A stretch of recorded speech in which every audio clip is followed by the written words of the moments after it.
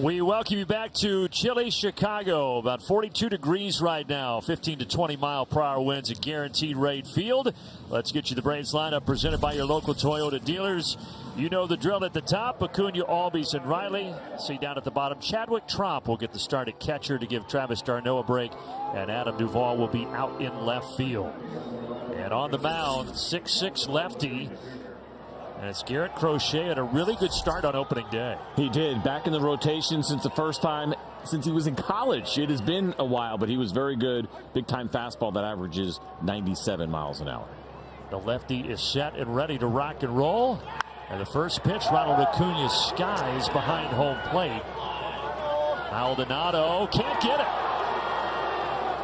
I mentioned the winds. They're kind of blowing that way out towards left, and maybe that caused an issue for the White Sox catcher. Different direction than what we saw in the first game yesterday. Maldonado looked like he had a beat on it, but it just kept blowing back toward third base, and it's an unfortunate mistake for Martin Maldonado, who, as we said yesterday, is a very good defensive catcher. He's been around a long time.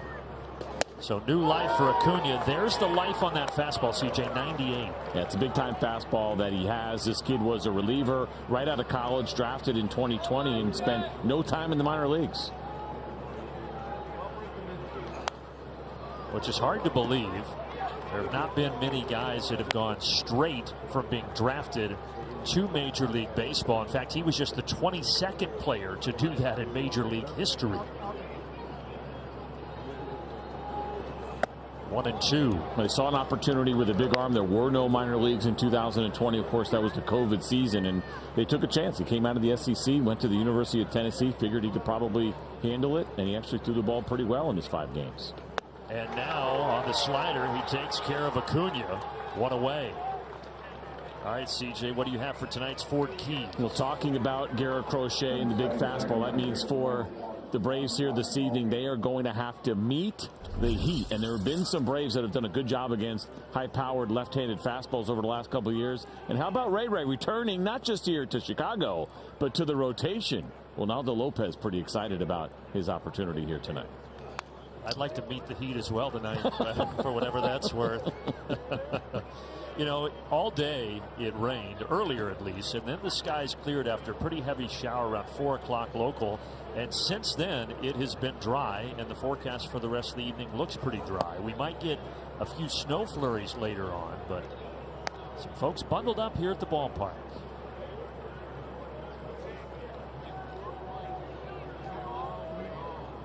Ozzie Albies, a couple of homers, 7 driven in already this season.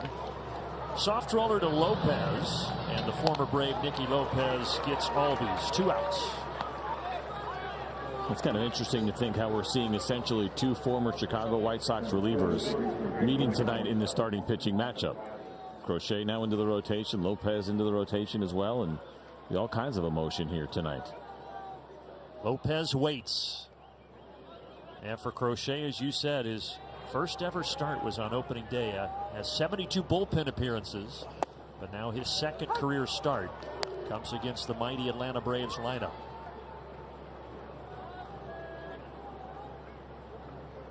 Austin Riley, happy birthday to him. He is 27 today. And he had a home run on his last day as a 26-year-old yesterday.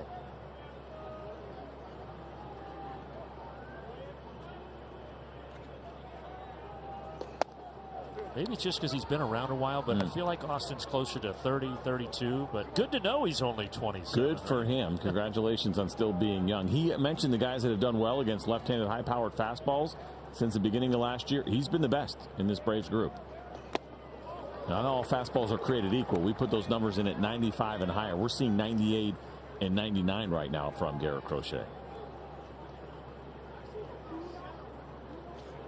2-2. And he got it by him. That's a cutter at 95. Really good start for Garrett Crochet.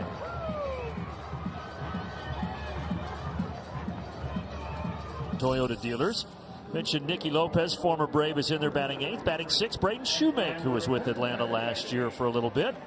Starting at shortstop for the White Sox. And as we said, it's Reynaldo Lopez, parts of the last 6 seasons as a White Sox hurler, and now his Braves debut. 3 teams that he played with last year, and he finished really strong with the Cleveland Guardians, but all of those games, of course, were in relief. So the Braves stretched him out in the spring. Now here he is starting again, and the first pitch he throws to Benintendi is popped to Duvall and left 1 away. So what you get from Reynaldo Lopez as we get this introduction to Braves fans is a 4-seam fastball. It's got some pretty good velocity to it. It's got a slider. It's kind of the go-to pitches. What's going to be interesting, are we going to see the changeup? Are we going to see the curveball a little bit more now that he's trying to get deeper into games? Always kind of the case with former relievers that go into the rotation, is what happens with their repertoire and their pitch usage. There's a strike to Yoan Moncada. So he won that 5th starting job in camp, did Reynaldo Lopez, and now facing his former team for the first time in his career. Outside 1-1.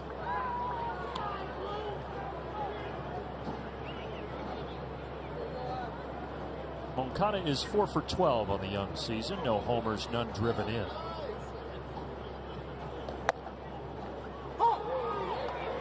It has been a while since he has been a starter, as you alluded to, though, CJ. So he hasn't thrown over 66 innings in any of the last 4 seasons. So certainly a different role here in 2023. Yeah, and it will be very interesting to see ultimately how the season plays out. We mentioned he had a great spring. Good job here picking up that first strikeout, and what the season plays out. And listen, you take it as it comes. Nobody's anticipating he's going to make 32 starts this year, but you'll take everything you possibly can get. There's 95 with some good life in off the plate.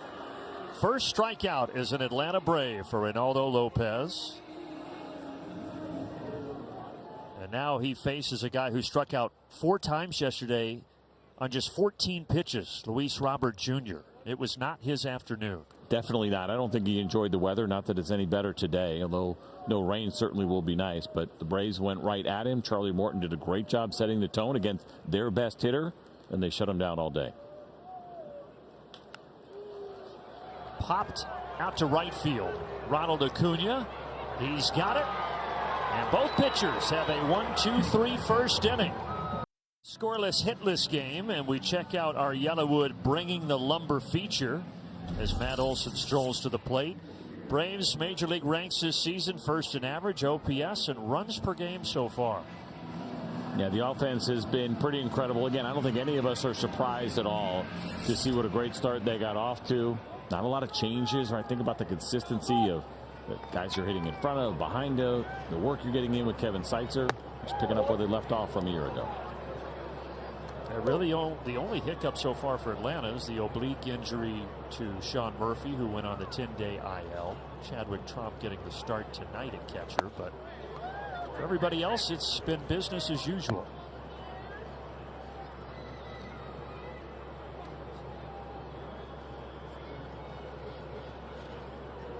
Crochet dealing to Olson. 3 balls and no strikes.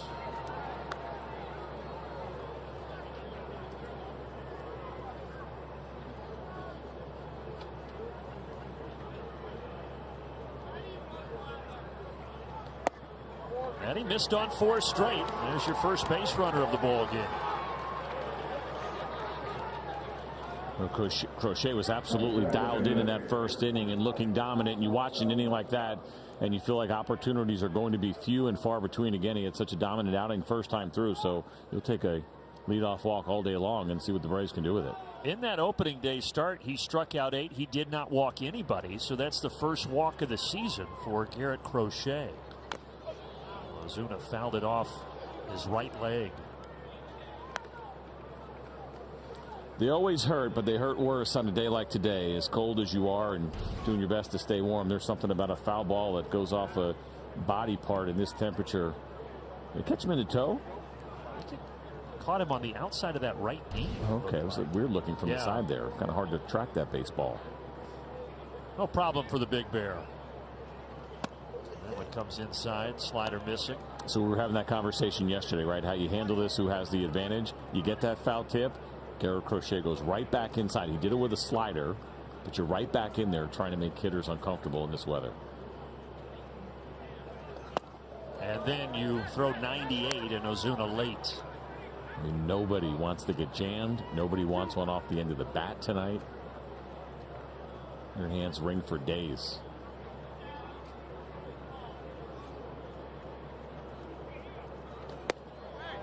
Called strike on the outside corner, and Ozuna is rung up by home plate umpire Tom Hanahan. This looks like a backdoor cutter here. You can see where Maldonado was set up, so it wasn't intentional that they necessarily were trying to go backdoor, but it worked out really well as it just finished down and away to Ozuna. You can certainly see what they like about Garrett Crochet and why they're trying to have him be a part of this rotation in 2024. There's a strike on the corner to Adam Duvall. I'll tell you, when I heard the news that they were doing this, I didn't necessarily agree with it because he had been such a good reliever. But you see what's going on here and what happened in that first start. And there's some risk involved, no doubt. He's a big guy coming out of the bullpen, throwing as hard as he can. But it seems like he's converted pretty nicely so far. Duvall swinging out of his helmet there, 0-2. Now the White Sox starting the season with just 4 starters.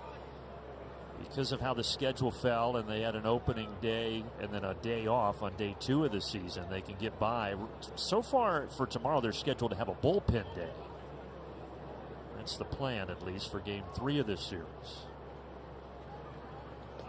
Which puts a little bit of extra pressure on Garrett Crochet, which you don't necessarily want to do. They are carrying an extra reliever right now, which is 4 in the rotation. But if you can get him out of the game early and get that bullpen in the game, especially after what we saw game 1 of this series, well, you make that bullpen day a lot harder for them tomorrow.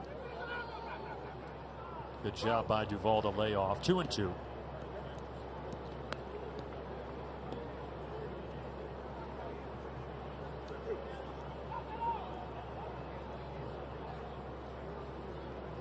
Brave souls here at Guaranteed Rate Field. No question. And more folks than I expected. Again, the temperatures are supposed to get down into the 30s with some flurries later on before it's all said and done. And then a dusting of snow is currently forecasted for tomorrow. Can't keep Braves country away. Especially when there's candy involved. 2-2, swing and a miss. 4 strikeouts already for Garrett Crochet. And this is 98. It's elevated. And again, not all fastballs are created equal. You get a night like tonight, this ball is jumping out of the hand of Garrett Crochet. And what would already be a tough night to hit gets even more difficult with the way he's throwing so far this evening. Lefty-lefty matchup with Harris as he checks over on Matt Olson. So this I found very interesting, doing some research on the hard fastballs from lefties. Michael Harris, far and away the highest contact rate of the swings he takes against high heat from lefties. 93% of the time he's putting the ball in play and making contact. That is pretty incredible. Now, we've talked a lot about how he's improved from a year ago from 22 to 23 against lefties, but the fact that he's been able to get to high velocity in the process is certainly something worth noting.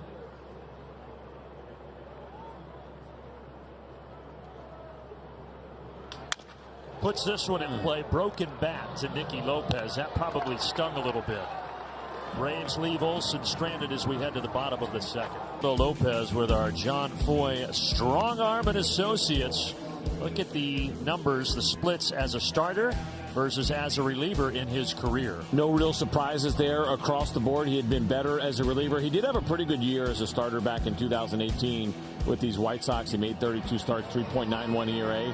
But here's what you take away from it. You remember Mike Minor, the lefty? He kind of went through a similar thing. He went into the bullpen and kind of found his fastball, and then back into the rotation was able to implement what he learned as a reliever to become a successful starter. I think for Ronaldo, there could be some similar expectations. That's such a big drop off too. That was a 74-mile-per-hour curveball. You contrast that to 98, 99, 100 miles per hour on the fastball. There's 94 that time. 2-0 here to Gavin Sheets.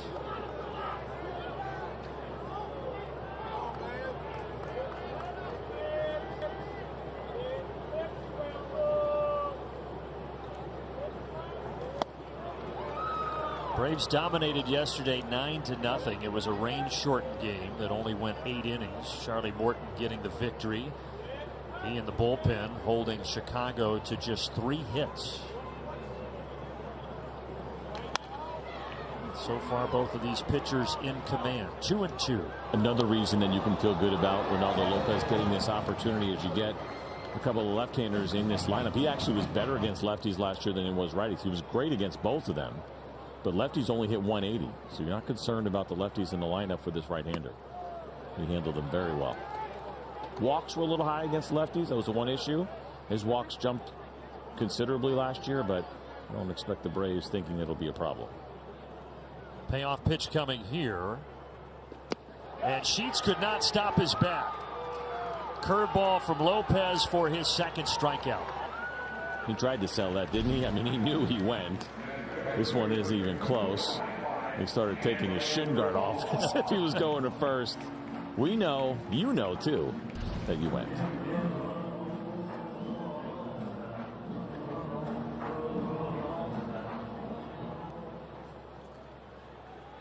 Now Andrew Vaughn, his 4th major league season, all with the White Sox. And he will turn 26 years old tomorrow when these two teams are scheduled to play in the afternoon. See that look like Emilio Estevez to you from the side there? A little bit. Yeah. I see that. Mighty Ducks guy. Back our way. Oh, do not. Foul balls back here this evening. Foul balls tonight would be tough if we get one in the booth. Might lose a finger. I will be ducking underneath the countertop, I can assure you. Just missed off the outside edge.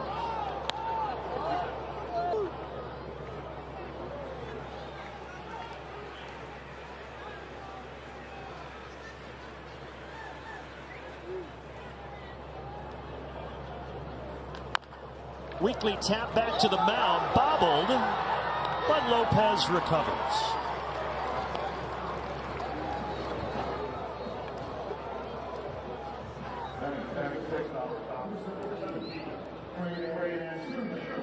And now Braden Shoemake, former Atlanta Brave, part of the Aaron Bummer trade back in November. Just his 5th major league game, his 4th start. He only played 2 games with the Braves last year, 1 start and 1 off the bench.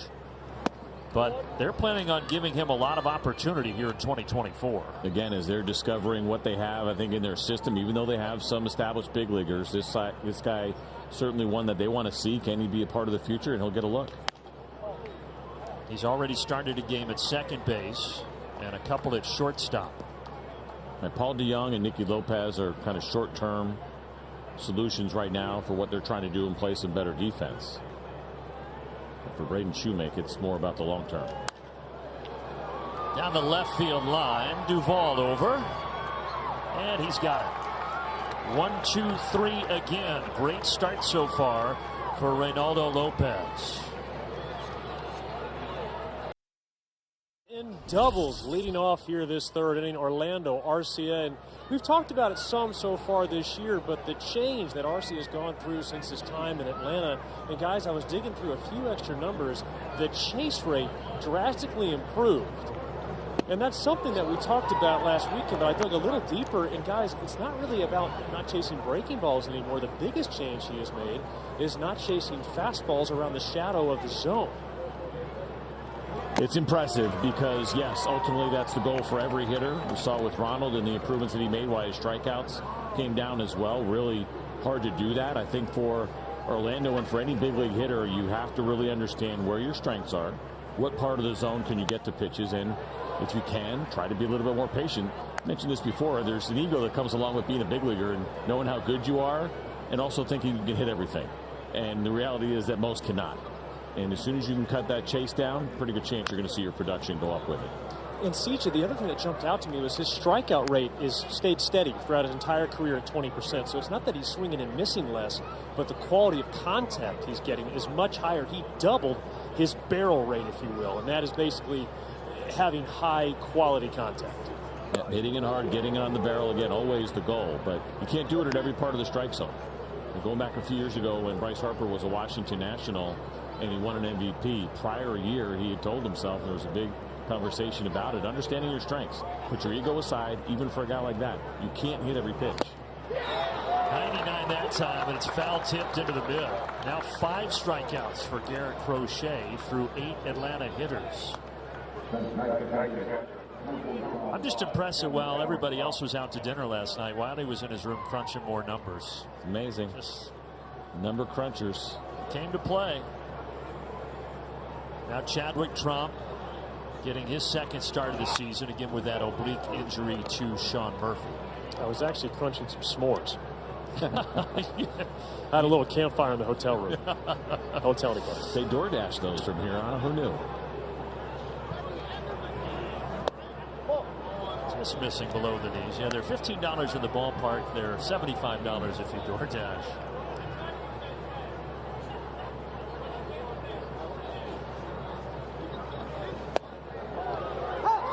Slider looks good too. Garrett Crochet is solid early here and just his second career start.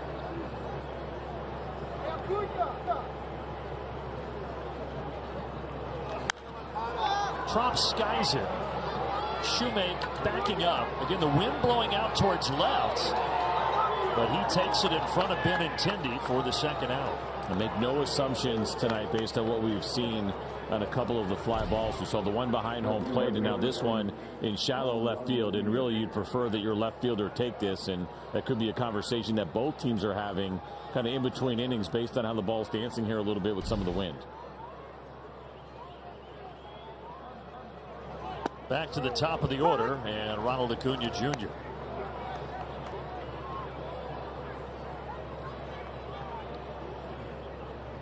See Ronald's breath here on a chilly Chicago evening.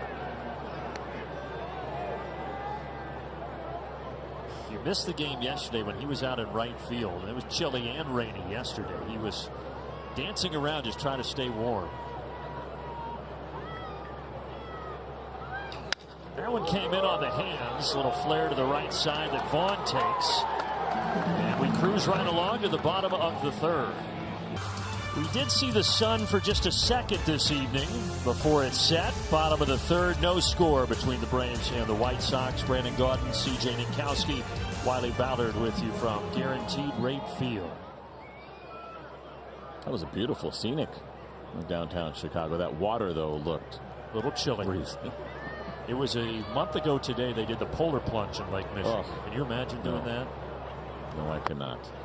I would not resurface. That would be my first and last polar plunge. That guy's ready for a polar plunge. It's like George Costanza wearing the Gore-Tex jacket. Big coat. Dominic Fletcher is the bat. 1 for 9 on the young season for Fletcher.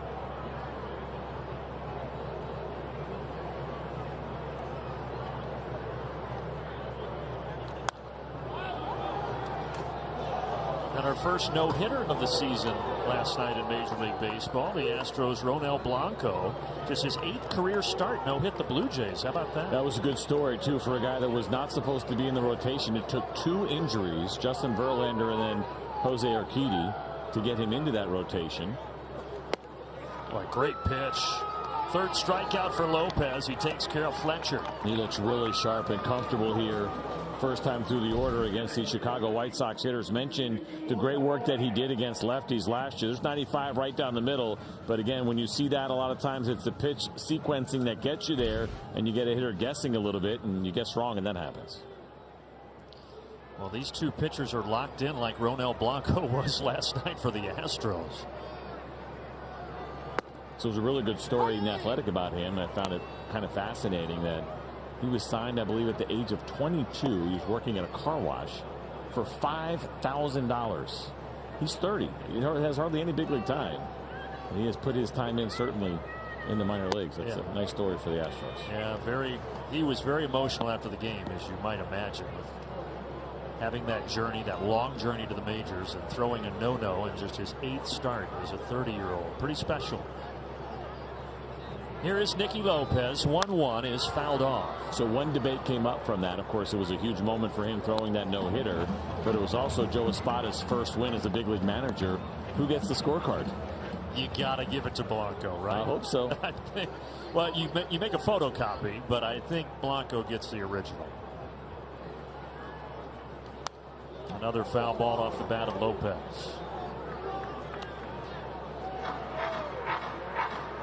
So one of the questions that's been answered here with Ronaldo Lopez, we were talking about his repertoire and how he was so heavy fastball slider last year. What might change?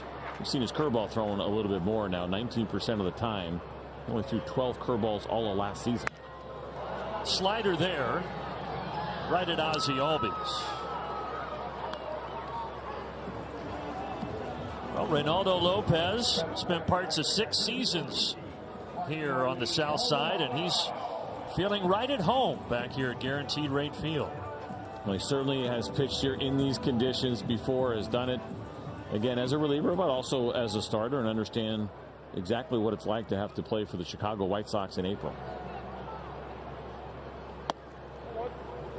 Martin Maldonado, the catcher now, who is 0 for 8 on the season so far.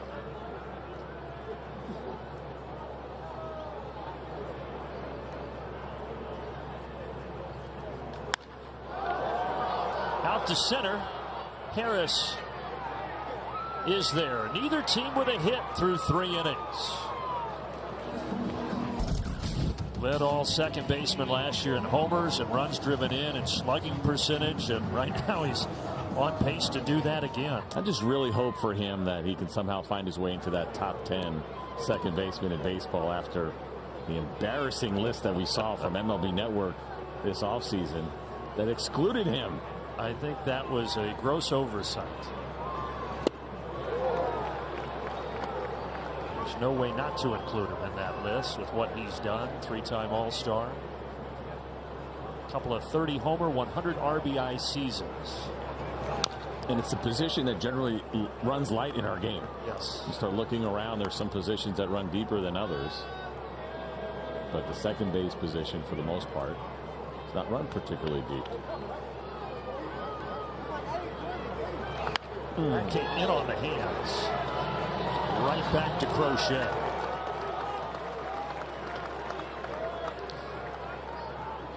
You felt a little pain for Ozzie. Yeah, I mean, I was a pitcher and it hurts my hands when I see that happen for guys. Just 46 miles an hour off the bat. Now Ozzie seems to be okay. It was all jam. You've gotten jammed right in high school. You remember how awful that feels? Even worse with an aluminum bat. Riley struck out swinging his first time. So yesterday there was a rain delay and then play resumed briefly for one more inning, and that's when Austin Riley hit his 3-run homer. And after the game, when he got on the bus, he came back and joked with us. He said, I'm probably the only guy that was happy that we kept playing for one more inning. That's right, and it was impressive because, as we noted, the ball was not carrying at all, and he drove it out to the opposite field gap there in right center. Grounder to Lopez. And both pitchers just continuing to cruise here.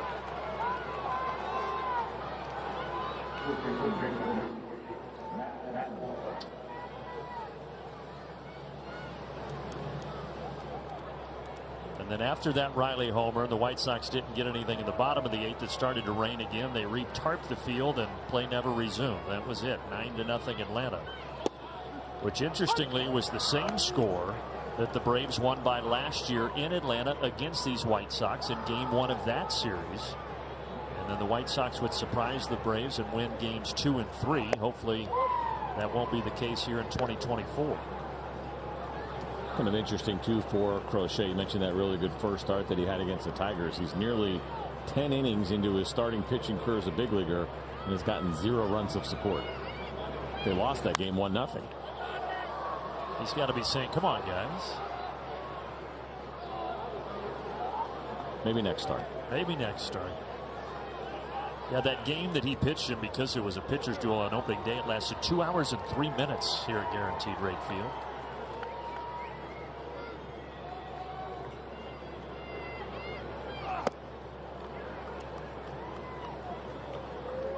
So here he is, 52 pitches into his outing and really not showing any signs of slowing down with that velocity. To see him maintain 98, 99 is certainly something. Matt Olson, who has been the only guy to reach base tonight with a walk, will not reach here. He flies to center field onto the bottom of the fourth. T-Mobile coverage cam. It is not a sellout here tonight on the south side. We've got a pitcher's duel going on between Crochet and Lopez. Top of the order for the White Sox. And Andrew Benintendi takes a strike. There's the curveball again, as we mentioned, seeing more of those than what Ronaldo Lopez featured last year. And that's a pretty good one at 74. Good break to it.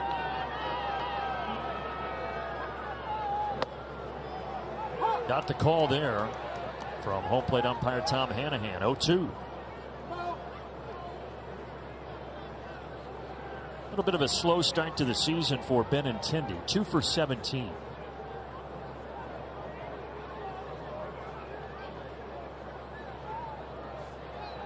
And down he goes on 3 pitches. That is great execution from Ronaldo Lopez. That is a perfect 0-2 pitch. And remember that first one where you saw that curveball that finished at the bottom of the zone. It comes out of the same slot near the top, and it's borderline. And 2 strikes, of course, you don't want to take it and take that chance. But that had some nice carry and got up above the zone past Benintendi. So he's faced 10 hitters, CJ. He's thrown 34 pitches. Pretty efficient. Pitch number 35 fouled off by Moncada.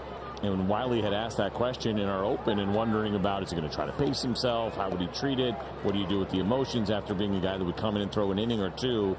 And he looks really calm and collected, but still showing good velocity. And obviously, as you mentioned, incredibly efficient. I don't doubt that he has had innings where he threw 35 pitches last year. He's threw 3 1/3 at that number.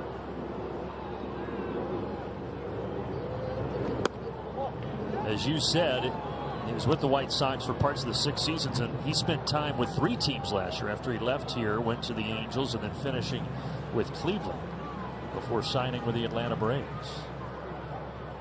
There was some criticism that went the Angels' way after acquiring both him and Lucas Giolito, then realized they weren't going to make the postseason, and so they basically put those guys on waivers, and they were picked up by the Guardians.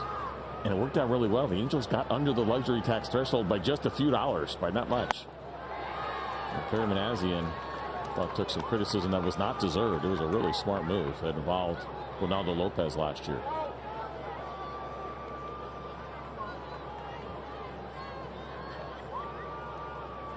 Moncada calls time.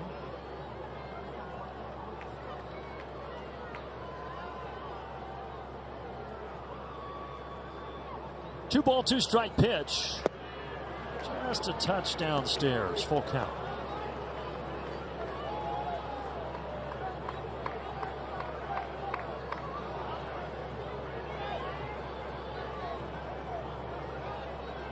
And the payoff. Line to right. And there's the first hit of the night for either team. A single by Yoan Moncada.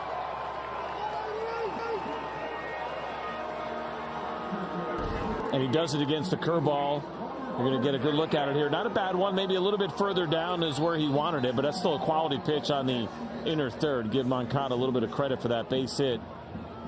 Ronald tried to barehand. He's got his defensive card in his mouth, and it's just not a lot of fun out there right now. So the White Sox, their first hit, their first base runner. Luis Robert Jr. foul tipped 0-1. Yeah, he looks cold.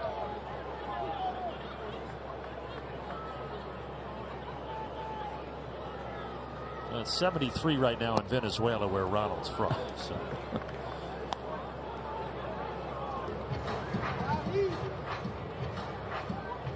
Right around 40 degrees here in Chicago. Feels more like 30 with the winds.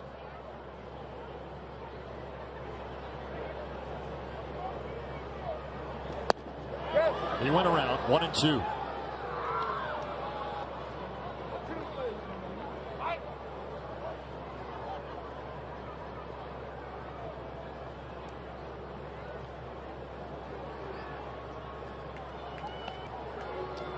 Luis Robert Jr. was Finally healthy last year for a full season. Started to show his full potential. Hit a career high 38 homers. And was the only White Sox representative in the All-Star game. Well, there's the two disengagements for Lopez. Good to see Jason Bourgeois make it out to first base.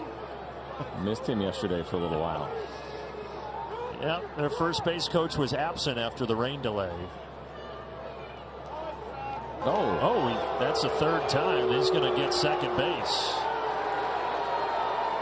Interesting.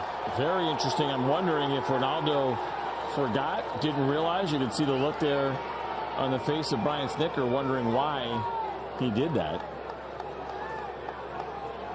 I don't think we saw that in the games that I covered one time last year. I don't think so either. Essentially, at that point, you have to pick the runner off after two disengagements. Now, they reset because he advanced, so he gets two more. But he does come back and strike out Luis Robert Jr., so 2 away. It's a pretty good test right now for Ronaldo Lopez as we go through the order a second time. As a reliever, it only happened once where he faced the same hitter twice in the same game, understandably so. And so second time through, so far pretty good. Couple of punch outs and the one base hit. Gavin Sheets takes the curveball downstairs.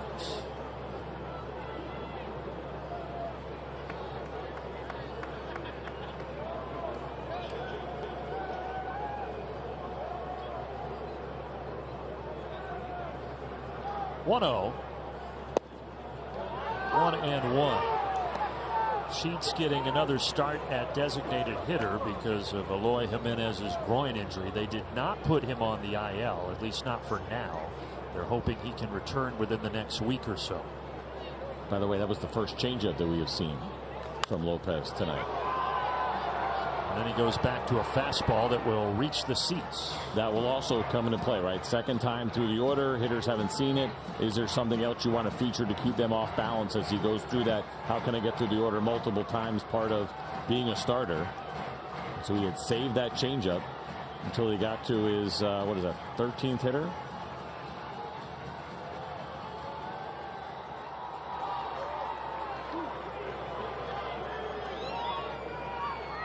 The 1-2, high and outside.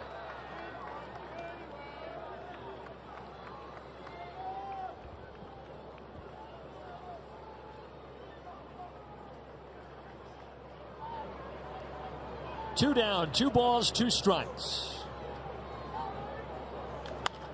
Out of play. How about that velocity? 97 miles an hour. Of course, we know we've seen bigger numbers from him, but doing it as a starter into the 4th inning, that is an encouraging sign as well here for Lopez.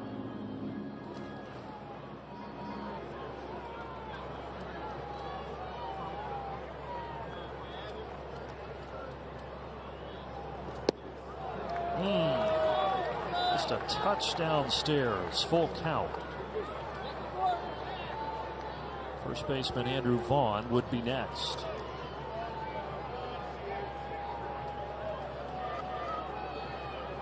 And the payoff pitch right back our way. Oh, it's going over our heads. Directly in line with our booth. I was ready. I was not. I had my hands in my pocket and saying some prayers. I dropped my hand warmer and I was ready to go.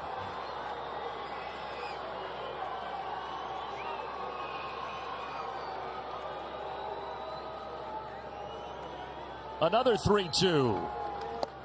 Missed inside. 2 on, 2 out.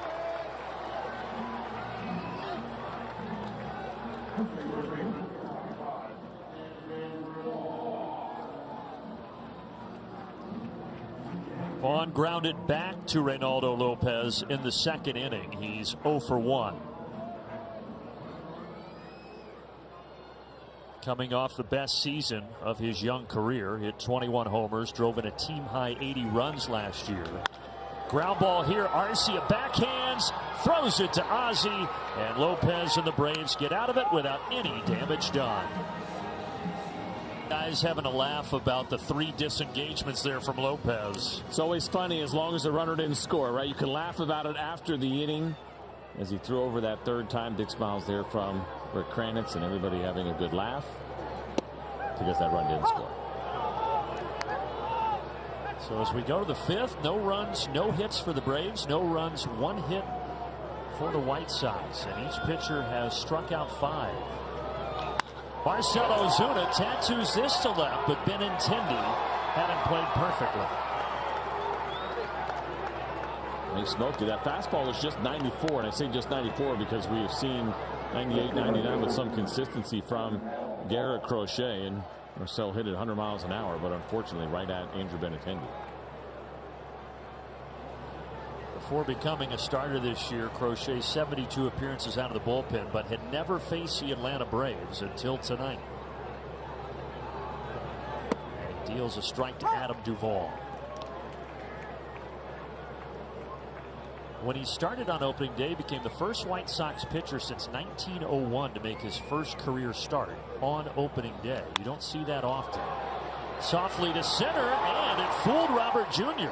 So a hit for Adam Duvall, the first for Atlanta. Just don't feel like he's really enjoyed the weather, and based on what we saw from him offensively, as Adam Duvall takes a changeup 91 miles an hour, lines it up the middle, and that could have been part of it too, right? The changeup, and perhaps he thought that ball was hit harder than it was. It was hit decently at 91 miles an hour, but for whatever reason, Robert got a bad read on it. 58th pitch of the night for Crochet is a cutter for a strike.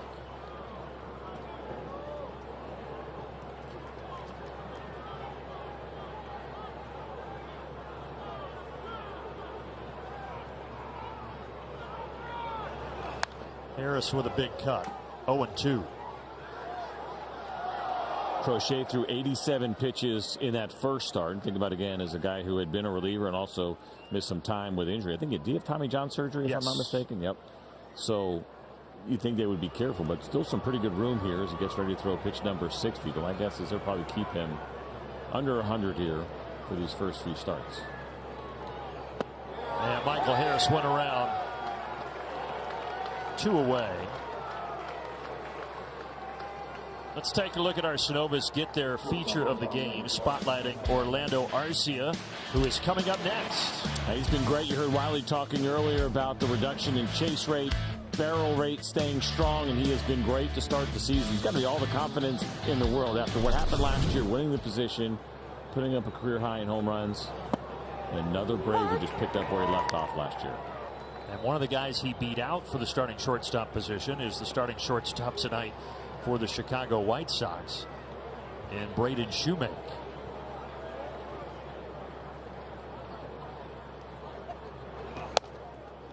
And the other guy he beat out, Vaughn Grissom, part of the trade that got Chris Sale to Atlanta. Grissom now with the Boston Red Sox. Is he still on the IL? Not sure. I don't think he started the season active, if I'm not mistaken. It's a great opportunity for Vaughn Grissom, though, potentially. But Arcia just keeps hitting for Atlanta. A single to left, 2 on, 2 out. They put that one down as another barreled ball for Orlando Arcia. 105 off the bat for him. And we watched Garrett Crochet when he started this game looking so dominant. Now a couple of at-bats into this 5th inning. We've seen some quality at-bats. We've seen some good swings and some hard-hit balls. And yes, Vaughn Grissom still on the IL, hoping to start a rehab assignment soon for the Red Sox. Great kid. Everybody in the organization loved him. Just part of the business side of sports.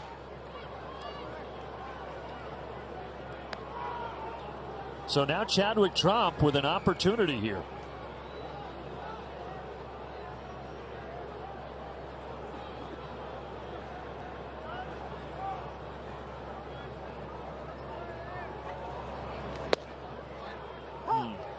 Friendly call there for Crochet, 1-1. So decent arms in the outfield here for the Chicago White Sox. Robert, probably the best of the group. Nobody really a plus arm, but he did have 7 assists. And keep an eye on Adam Duvall in that secondary lead, and hopefully an opportunity to score on a base hit into the outfield. Maldonado had to range for that one.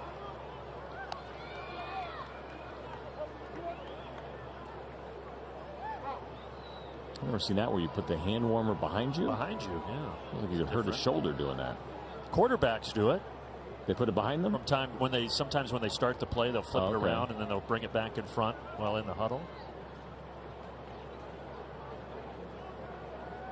I guess you kind of get a free stretch in there. Keep that arm loose at the same time. Hey, tonight it's whatever works. You know, when I went to the store earlier to get our space heaters, I was very tempted to see if Target had Snuggies. Yeah, why not? They probably had Braves ones. I want you to know that it crossed my mind. An Amazon search for same-day Prime may have also been done. 97 foul tip. So 2-2 here with 2 outs and 2 on. So I'm treating my space heater like a Tootsie Pop. I don't want to use it until I really need it. I want to get all the way to the middle and get to the good stuff. You win, right? You bit yours. Yeah. First bite, you got yours on full speed. Going all in. Tromp grounds it. Taken by Moncada, and he steps on the bag. The Braves strand 2, and we are halfway home.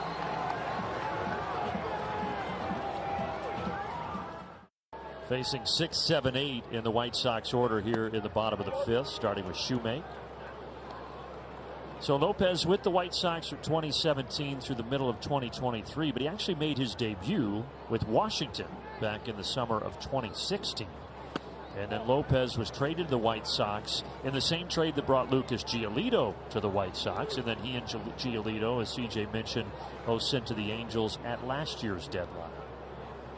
And then they both ended up in Cleveland, right? Yes. It's the first time they're never not playing together. Out to left. Adam Duvall has it. Shoemake 0 for 2.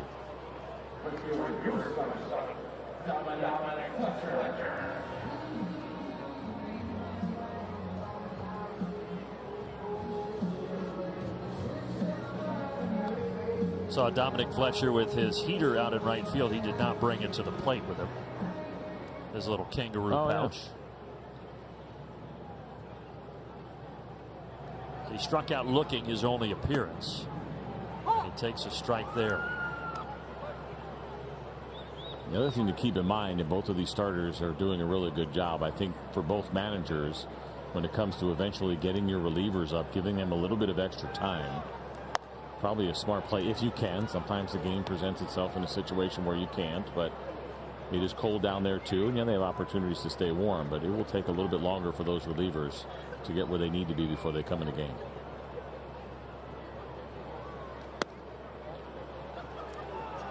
The Atlanta Braves were actually part of one of the coldest games in baseball history 11 years ago in Colorado when it was 23 degrees. Oh, that should be illegal.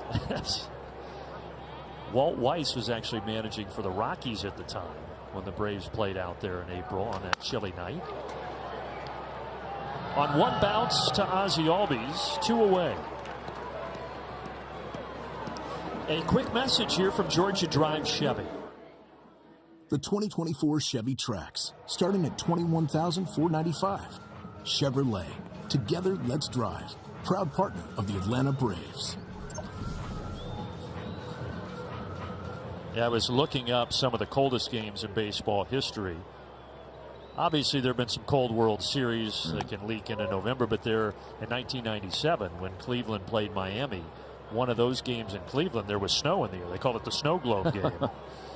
That is brutal. There's nothing fun about that at all, and nothing feels like baseball, but it's a big moment. Both teams got to be out there, and you figure it out. And as I said, we might have some snow, if not later tonight. There's flurries in the forecast. There is some light snow in the forecast for tomorrow for Game 3. This flag's about ready to quit. Yeah, they're done. They've had enough. How about that kid? He's all dressed and ready to rock and roll. Well, left side, and Orlando can't get to it. Even if he would have, that would have been a base hit for Nicky Lopez with 2 outs.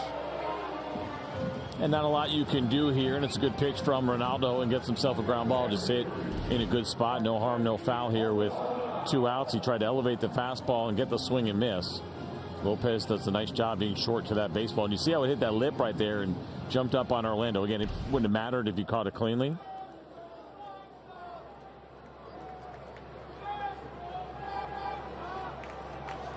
So Lopez at first, 2 down, and the 9-hole hitter Martin Maldonado. Strike right down the middle. Maldonado coming over from the Astros. First year with the White Sox. Signed a 1-year, $4.25 million deal in January. Skied on the infield. Orlando calls off Austin Riley. He's got it. And we've got 5 innings in the books. To the top of the 6th inning, let's revisit yesterday and get to our PNC Bank moment. Ronald Acuna Jr. with his first extra base hit of this season. Also the hardest ball that has been hit by a Brave so far this year. Look at that swing. It is so on plane, so flat. A launch angle of just 11 degrees. And I was looking at Ronald's numbers from last season. He had a ground ball rate of close to 50%, which is extremely high, among the top 15 in baseball. You wouldn't expect that to result in an MVP campaign. But I caught up with hitting coach Kevin Seitzer and got some insight on Ronald's swing. And he says one of the reasons that he's got so many ground balls is because he's letting the ball travel more. That's obviously helping him cut down his strikeout rate. And sometimes that does result in more ground balls. Yeah, it certainly does. Oh, go ahead. I'm sorry, Wiley. Go ahead. But the last piece of it, CJ, it results in more ground balls, but it also helps him. Hang on one moment. So what's interesting about that, and he's right, it is a high number, but there are some pretty good hitters that hit a lot of ground balls. And I noticed that too, and I was kind of doing some research and digging in a little bit further on Ronald. But listen, as hard as he hits the ball, that means there's a lot of those ground balls that are getting through his base hits. It's one thing if you're hitting the ball on the ground and there's not a lot behind it. Right? That becomes a real concern. But it's not for him. You know, Vladdy Jr., same kind of guy, doesn't get the ball in the air very often. Very low launch angle. We know how good of a hitter he is. But Ronald Acuna Jr. going down here as Crochet paints the inside corner, and he now has 7 strikeouts. And CJ, the last thing that Seitz told me was that Ronald, because he's able to keep that flat swing, it does result in some line drives, but Ronald's line drives are hit so hard that it can leave the ballpark. As long as he's getting that hard contact quality, he's in good shape. It's all about the exit velocity at the end of the day and squaring the baseball up, whether it's in the air, whether it's a line drive, ground ball. Just a matter about that velocity is going to tell you what kind of season you're going to have when it's all said and done.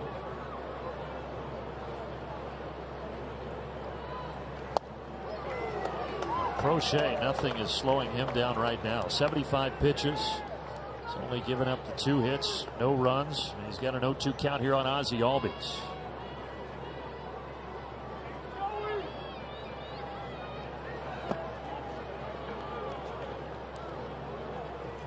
Crochet, as you noted, he does have the injury history. Having that Tommy John surgery before the 2022 season, missed all of that year, missed the start of last season before coming back. And they turn him into a starter. And it's early, but the returns on opening day and here tonight, very good for this lefty. It's interesting, I think, for me, as they went through the conversation of what they wanted to do. What's better for his arm?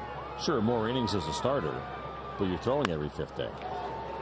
Grounded to short. Gobbled up by Shoemaker. 2 away. Let's take our trip around the bases, brought to you by Destin Fort Walton Beach, Florida, which sounds fantastic right now, by the way. Austin Riley's 3-run homer yesterday. He nearly hit it to Destin Fort Walton Beach as he went to the opposite field on a day when it was very difficult to get the ball out of the ballpark. And good to see Austin hit that big home run. Had to feel good, no doubt, for him to join the home run party. He got under that. Nicky Lopez out, Fletcher in. It will be Fletcher, and it will be, guess what, another 1-2-3 inning. All right, thanks, Trevor. Identical lines here. No runs, 2 hits, no errors for both the White Sox and the Braves. And trying to bunt, Benintendi lays down a beauty. You cannot do it any better than that.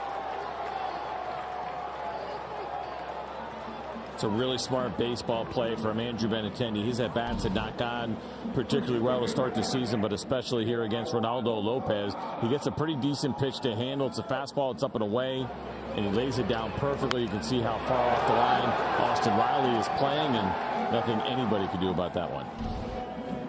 13 stolen bases last year, none so far in 2024 for Benintendi. hitting leadoff, and now here's the second man in the order, Yoan Moncada.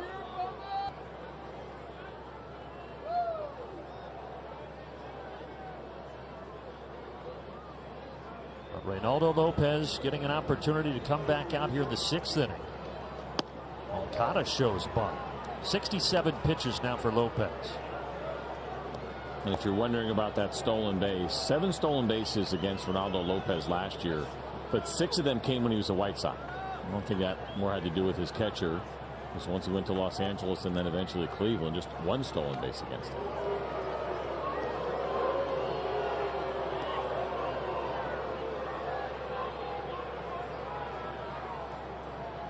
Checking over to keep him close. 1 ball, no strikes.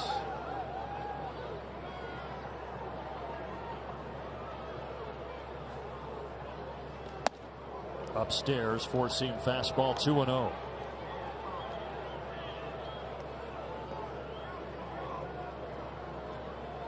No action yet in that Braves bullpen as we take a look at the pitches by inning.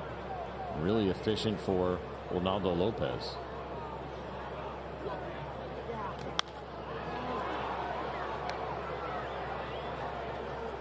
22 pitches in the 4th, by far the most. And Benintendi just the 4th base runner that the White Sox have had tonight.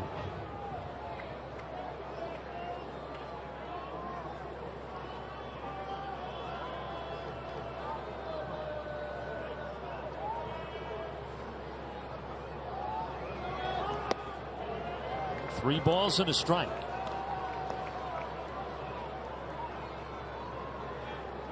Lopez 1 walk so far this evening.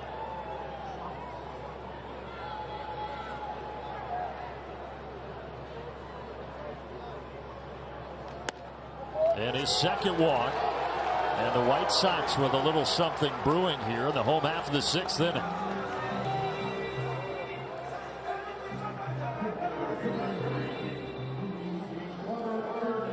Rick Kranitz on the phone. They're going to get some action going down in that Atlanta pen.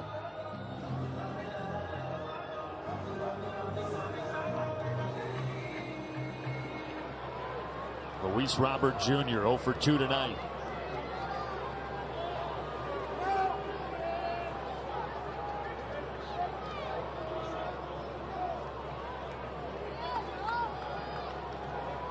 Catcher Chadwick Tromp called time. And now the first pitch of the at-bat.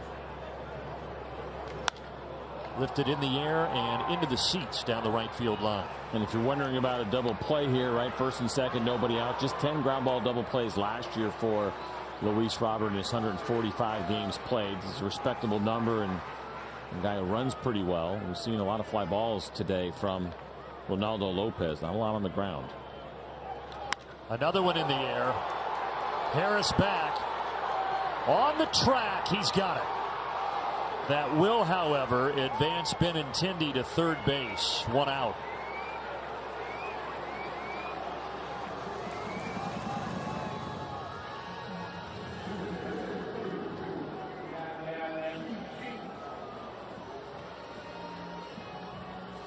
Michael had those glasses on earlier. Now he's going with a stylish look behind his head. When he had them on, he looked like a dirt bike rider. Everything was completely covered. And those are clear, right? So it probably has to do with more, if I'm not mistaken, the ability just to see with the wind, kind of battling some of that breeze. Your eyes start to tear up a little bit. Could be more about protecting from the elements. Cleanup man Gavin Sheets grounds it foul. Well, if there ever was a time for a double play, it would be right here with runners at the corners and 1 out.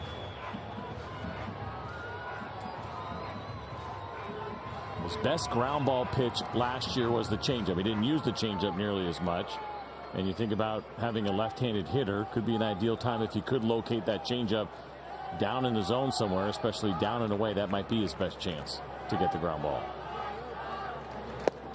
Good pitch. 95 miles per hour, just above the knees, and now he's ahead of Sheets here, 0-2.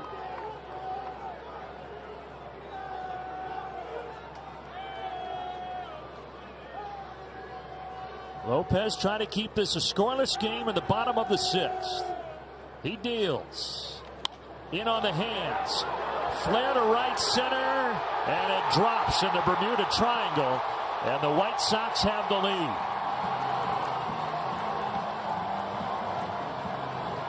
That's a tough break for Lopez. He made a really good pitch there. 0-2.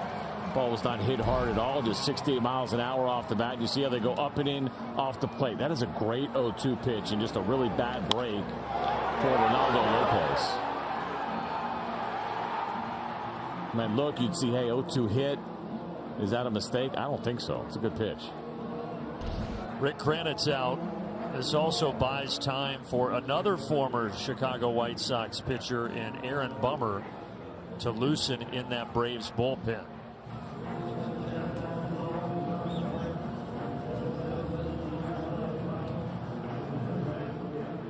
A quick message now from Racetrack. Knock game day out of the park with whatever gets you going at Racetrack. Proud hometown partner of the Atlanta Braves. Well, not many ground ball outs tonight for Lopez, as CJ mentioned, but Vaughn does have 2 of them. 0 for 2. He's grounded back to the mound and then once to short. And he is your best candidate. 15 ground ball double plays that Andrew Vaughn hit into last year. Most among these current Chicago White Sox hitters.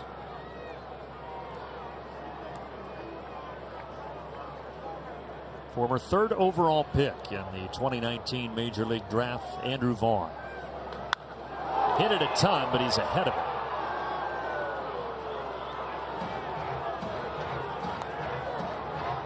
And Lopez dodged a bullet there. One of the very few breaking balls and off-speed pitches all night that we not see well located. When he's missed down. And that one missed up over the plate.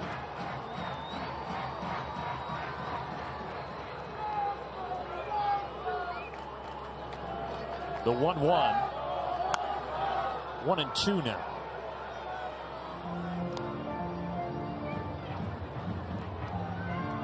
White Sox trying to avoid starting 0-5 for just the 2nd time in franchise history.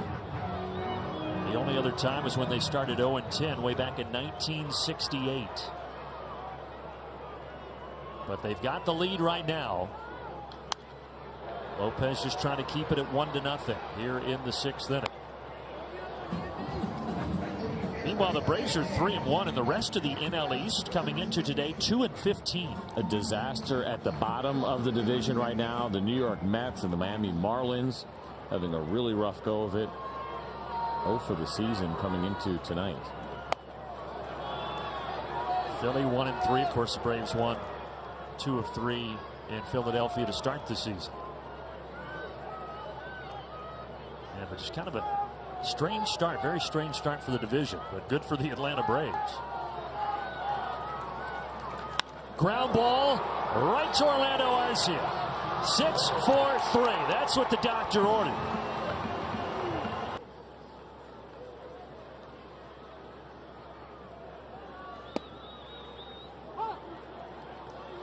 All right, Trevor, so we just mentioned that the NL East is struggling outside of Atlanta, but Philly tonight with that 7-run cushion. Braves down 1-0. And Matt Olson, Marcelo Ozuna, Adam Duvall scheduled here to face Garrett Crochet, who's only given up 2 hits and no runs. Great job by Ronaldo Lopez.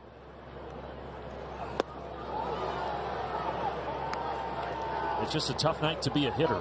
It is, and that cutter is a really good weapon that Garrett Crochet has. That one at 92 miles an hour, again, to pair with an upper 90s fastball.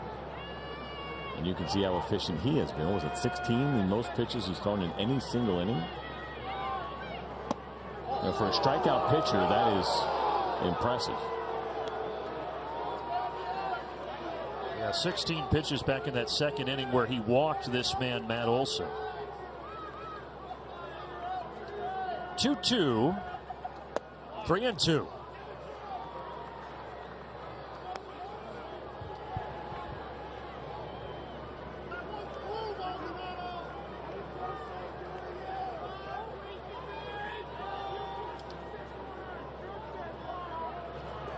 But he does get Matt Olson on that cutter downstairs, 1 away.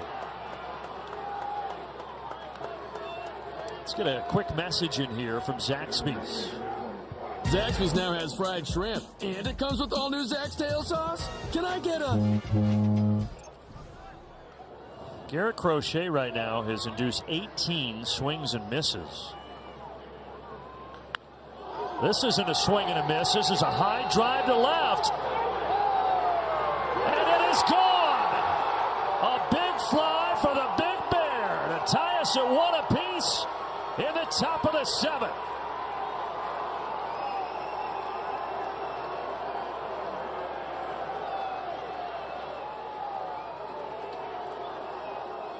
How about Marcell Ozuna coming up big? Remember his last at bat?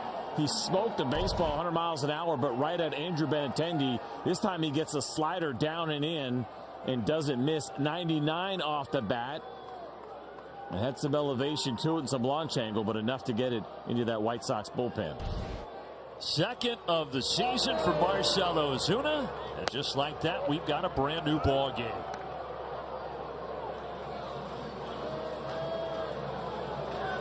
Braves fans making their voices heard here at Guaranteed Rate Field.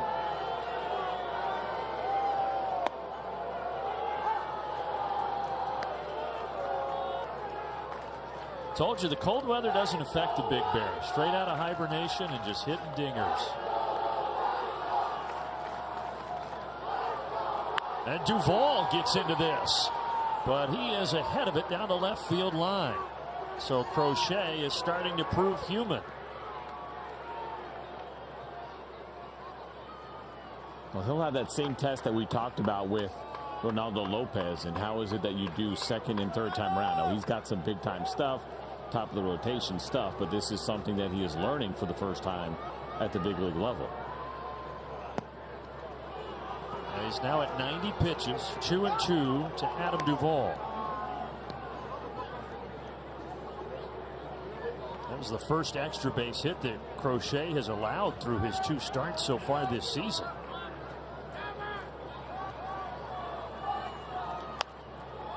Will reach the seats.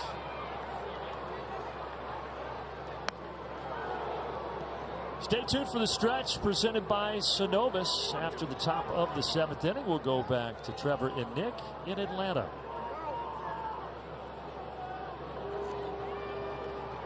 It's nice to be the DH. You can just pop the jacket right back on after you're at bat. Go sit in front of the heater and see in about 30 minutes.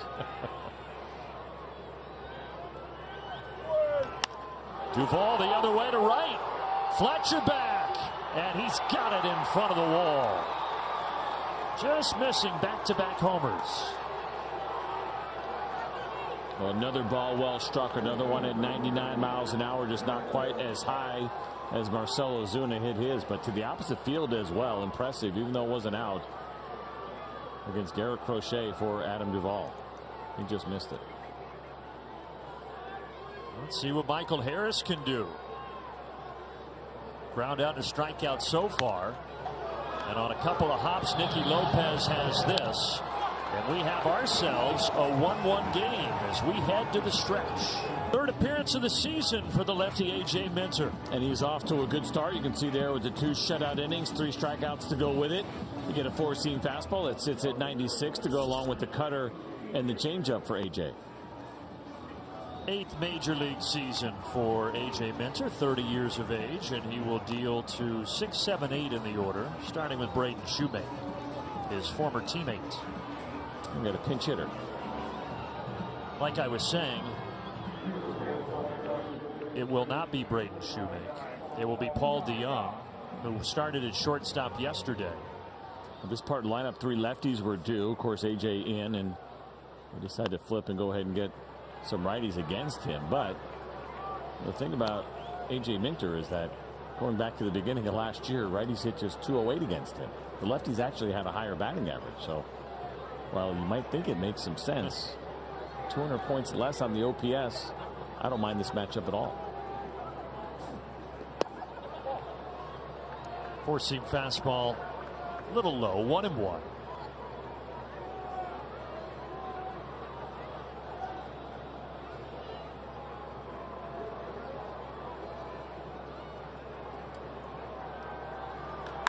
Paul DeYoung hits this high and deep to left.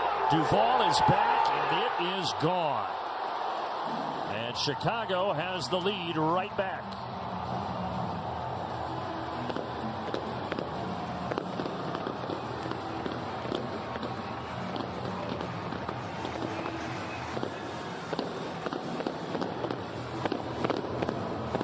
One cutter from A.J. Minter and trying to get this in and didn't quite get it in far enough. An impressive swing there from Paul DeYoung.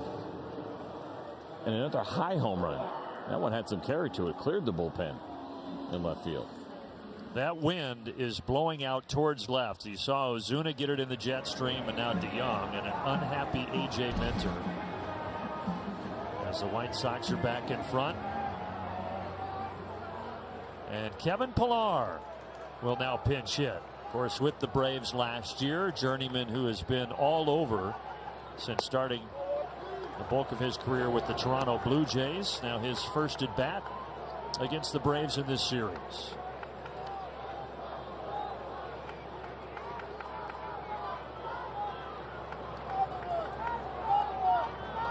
Swing and a miss, 1-1.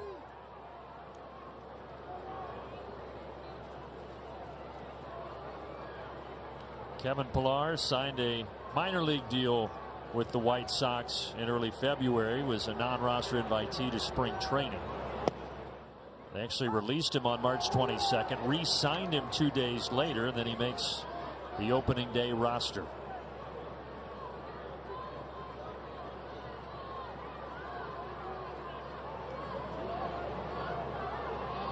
And Minter with a 1-2 pitch to him. Outside 2-2.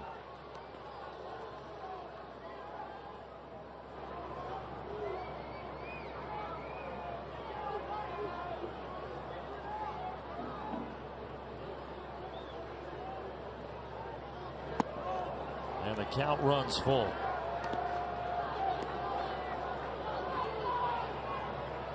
Well, we went 5.5 innings with no scoring. Then the Sox got a run in the bottom of the 6th. The Braves won in the top of the 7th. And now on the DeYoung homer, 2-1 Chicago.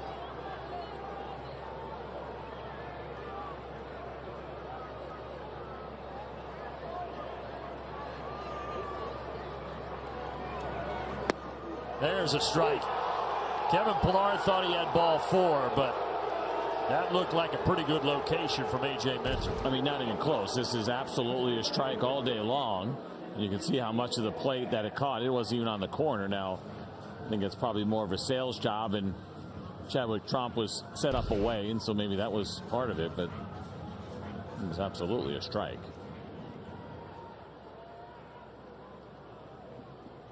Nicky Lopez first pitch softly to left. So 2 away.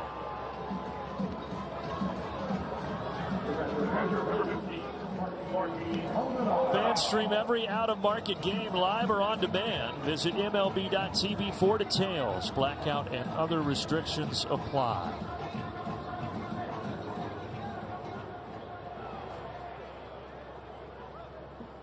Maldonado 0 for 2.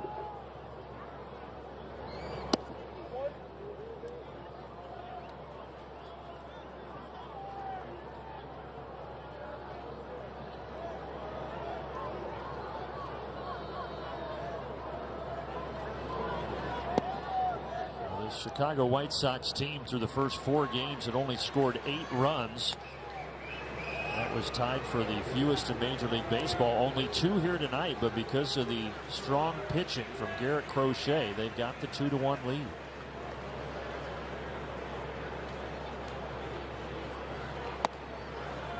Two and one.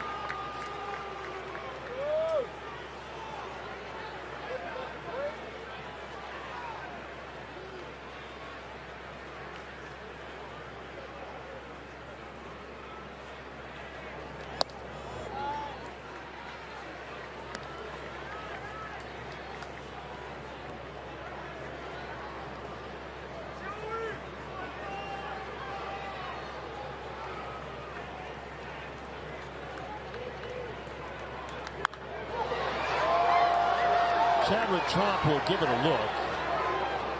But this one is going to land on top of the White Sox dugout.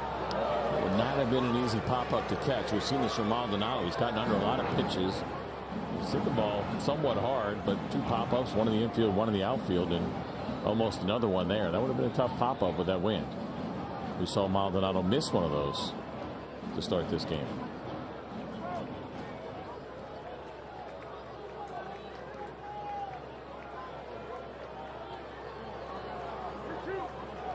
So A.J. Minter certainly would like to avoid going back to the top of the order, but he's got a 3-2 count here to the 9-hole hitter. Right back where it came from. Minter, like a hockey goalie, knocks it down, makes the play. But a homer puts the White Sox in front.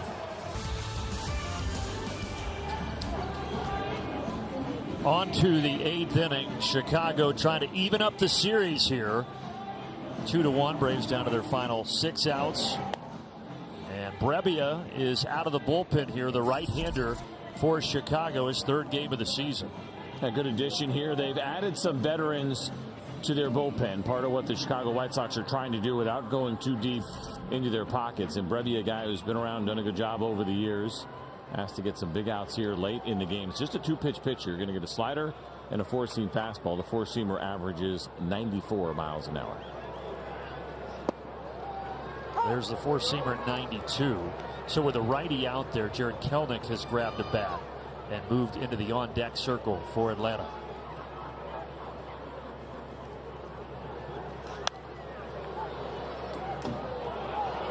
Now this pitching staff, we talked about it, but it's basically an entire new staff from what they had in 2023. Of the 13 pitchers on last year's opening day roster, only Michael Kopech is left. So it is a complete overhaul. RCA able to stay away there 1-2.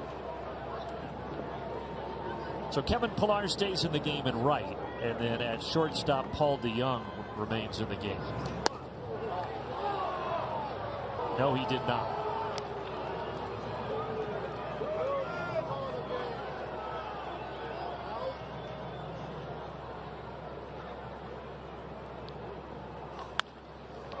To the left side, Moncada, low throw, but scooped up by Vaughn.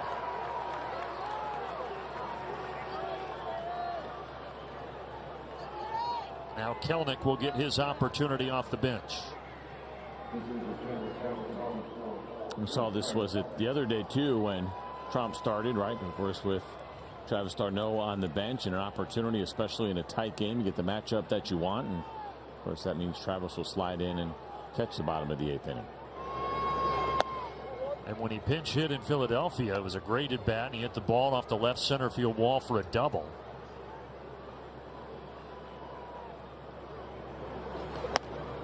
And he gets ahead here 2-0.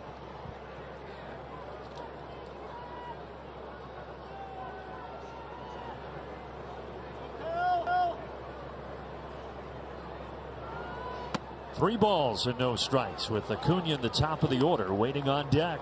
Brebbia was good against lefties last year, but the one issue were the walks for him. An 11% walk rate. That's about 3% higher than league average. Significant for him against lefties. Kelenic swinging, green light, 3-0.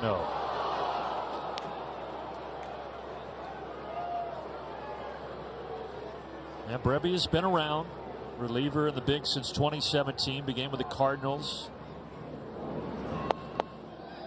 And he walks Jared Kelenic here to put the tying run down at first base. All right, let's take a look at our PNC Bank details. So 7th inning or later, this Braves offense continues to hum. Hopefully that's the case tonight, CJ. The reason this becomes so impressive and what we have seen so far this year, because what is happening in the 7th inning or later, you're seeing usually an opposing team's best arms. And so this offense has had no issue going up against those best arms.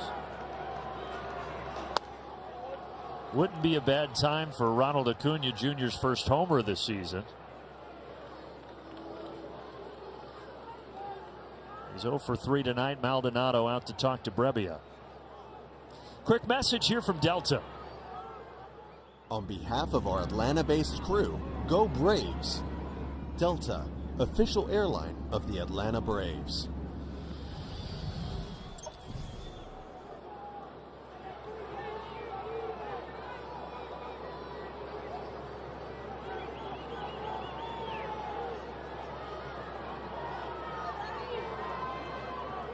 1-0 to the reigning MVP. Well, he had a home run cut. Yes, he did, and he would like another shot at that pitch right there as Ronald let it fly, and a pitch that he could handle. He just got under it and fouled it straight back. Temperatures now in the upper 30s. 3 for 10 in his career against John Brevio with a triple.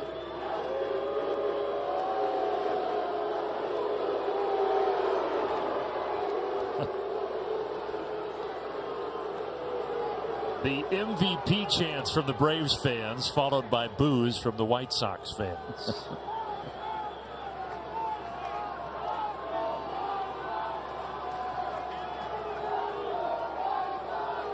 It's a pretty even mix of the fan bases.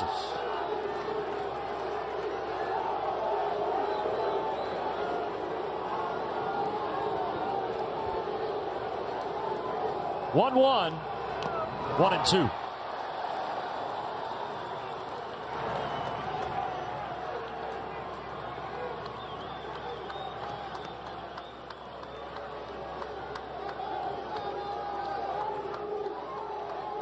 John Brevio is blowing on that hand quite a bit. Tells you that he's probably having somewhat of an issue. We saw the command and getting away from him a little bit. He just looks colder than everybody else out there. 93 high.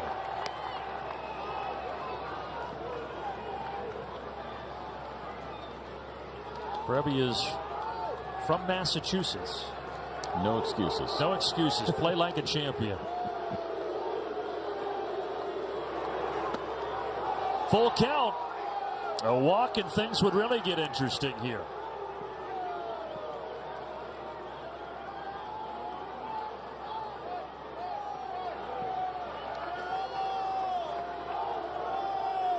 Ronald is due 0 for 3 tonight. And Brevio checks over.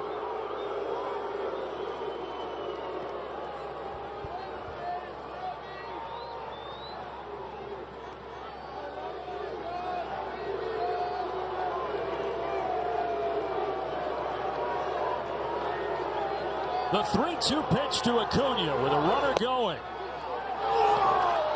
Struck him out.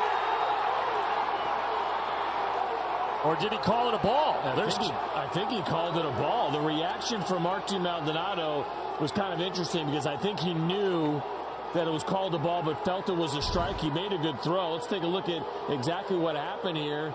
You know, maybe bottom of the zone, possibly, but no call. That reaction right there is what we saw and felt like he didn't get the call. And you see Ronald lean forward and kind of get in the way of the throw a bit, at least butting heads with Maldonado.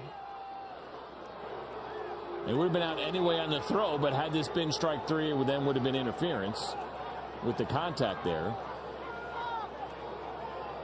But Maldonado knew right away that he did not get the call. It wasn't obviously a strike. We got that good look from center with the strike zone up there. Interesting. Pitch, yeah. Interesting.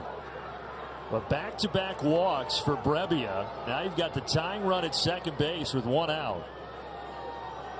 I was going to say this could have been intentionally where Pedro Gafal was staying out there longer because he actually wanted to talk to the home plate umpire. They're not making a pitching change here. He went out. They can't make it now, can he? Well, I guess he is. Now he's doing it. Hey, that's not right. He let him have extra time. He let him argue with the umpire so that his reliever could throw more in the bullpen. He should have been called out for that. You got to make that decision right away. Well, we'll be back 2-1. Things heating up in the 8th.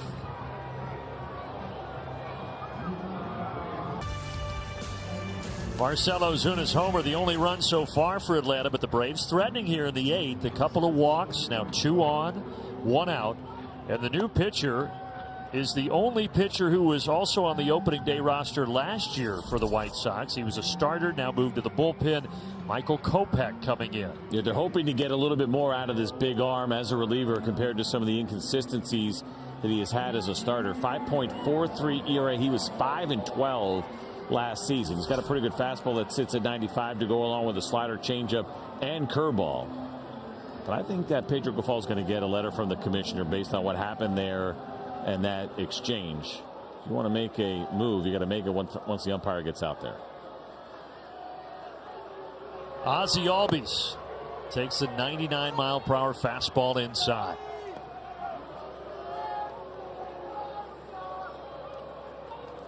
So for Kopech, the velocity is there, but the command has not been at times. He led the American League in walks last year with 91. Gets Ozzie to pop this third base side. Is there enough room? There is not.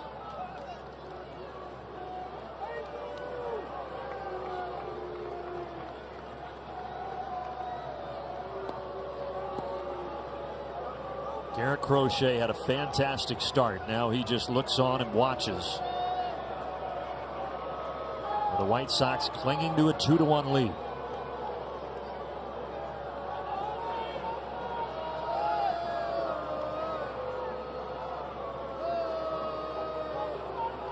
One and one.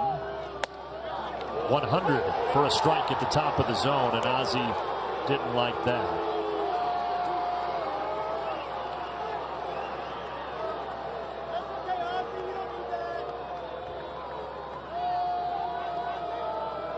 Three groundouts tonight for Albies.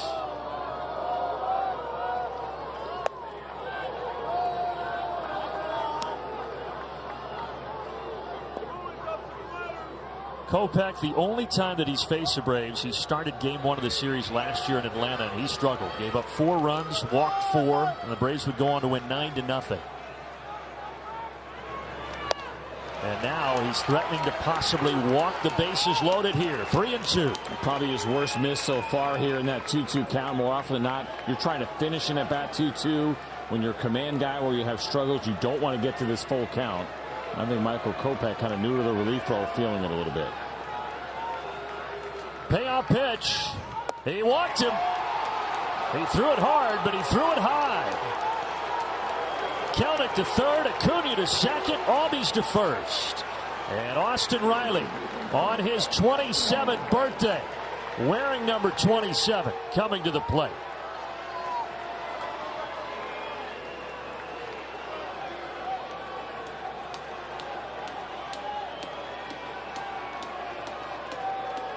First pitch to it. Fouled out of play.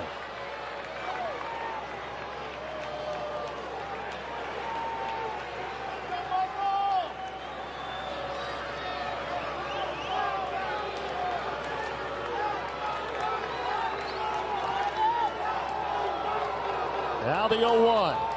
Ground ball to third. Moncada turns the double play. And the Braves cannot get anything across. And what they did with him is they sat down when he first got here with the Atlanta Braves, talked about his pitch mix, especially the breaking ball, and you saw the usage of that breaking ball go up considerably. He spins it as good as anybody in the game. And he throws it firmly, too. That's the other part of the Pierce Johnson curveball, is how hard it actually is, sitting at 86 miles an hour on average. But he has been really special, got himself a contract extension, and we're thrilled to have him back in a Braves uniform. Yeah, that extension, 2 years, over $14 million for Pierce Johnson. And now he faces the top of the White Sox order. Travis d'Arnaud in at catcher here with Chadwick Tromp being DH for, and he's got to adjust his equipment there.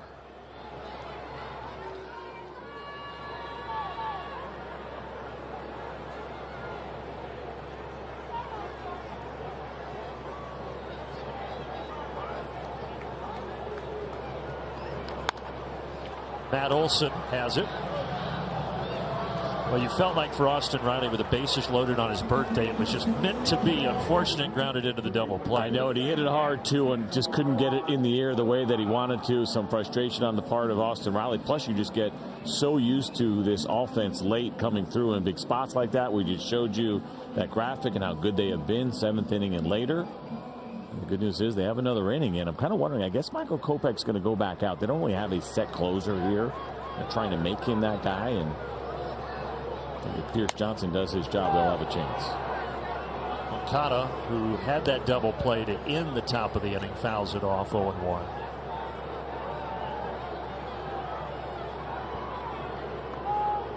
Well, whether it's Kopech or somebody else, they'll be facing Olsen, Ozuna, and Duvall, the scheduled hitters for Atlanta in the ninth.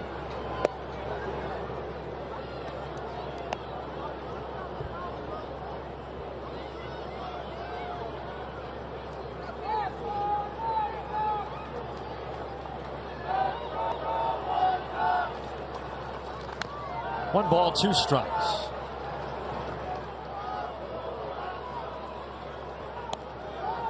Moncada is in the final year of a 5-year, $70 million deal.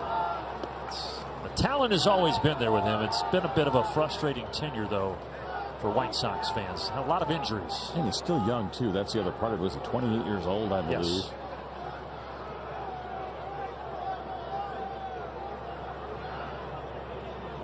He debuted young. This is his 8th season. Yeah, just 28 years of age.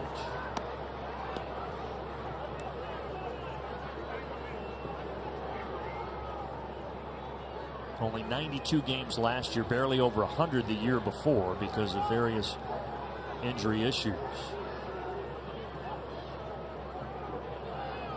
And Johnson takes care of him. 2-2 curveball goes to the bread and butter, 2 away. And it's been all curveballs here so far. 7 pitches, 7 benders from Pierce Johnson. We talked a little bit about this the other day, but the idea of establishing your fastball is no longer a thing in baseball, especially when you can spin the baseball the way that Pierce Johnson does. Kind of wonder how many he's thrown in a row, his personal record. Maybe we see it tonight. Well, there's another one. If it ain't broke, don't fix it.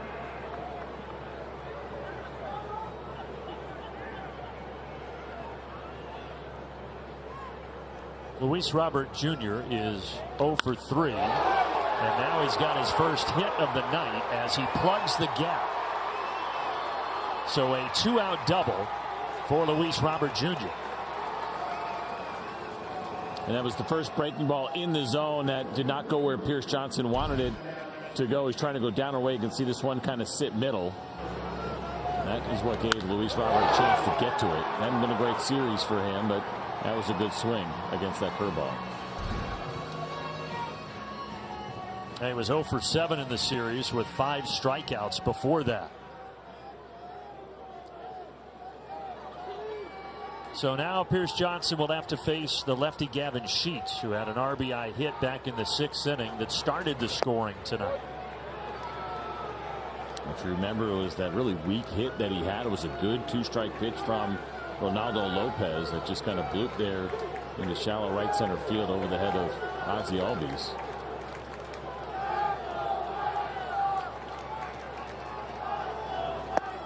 Big cut. There's a fastball from Pierce Johnson.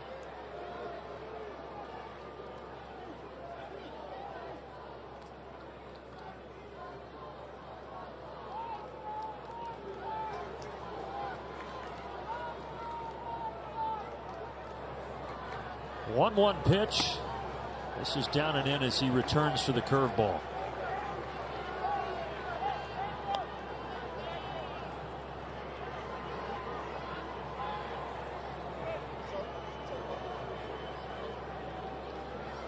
Gavin Sheets, his dad Larry was a major league player. Oh no, there's our old friend from yesterday. Little rain that's supposed to turn to some snow here in a couple hours. Snowmen tomorrow or Snow Angels? Which way are we going? Let's do Angels. In honor of Ron Washington. 2-2. But his dad Larry played in the majors and then in Japan in the 80s and early 90s.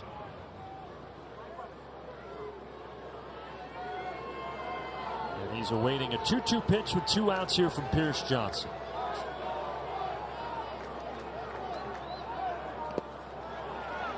Darno with a block to keep the runner Robert Jr. in second.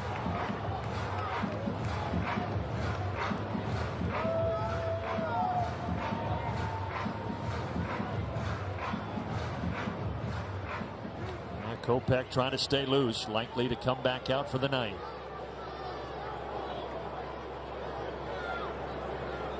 Johnson trying to send us to the 9th inning. Not on that pitch.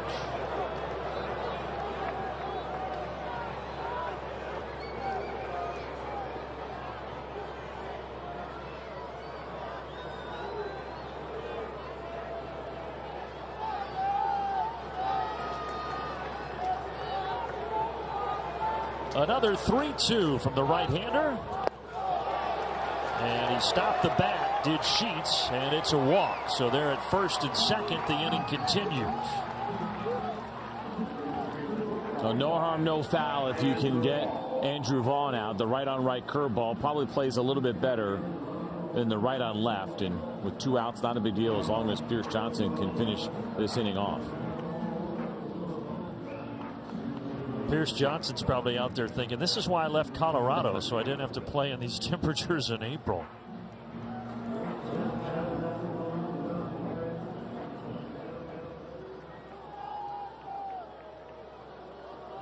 Vaughn is 0 for 3.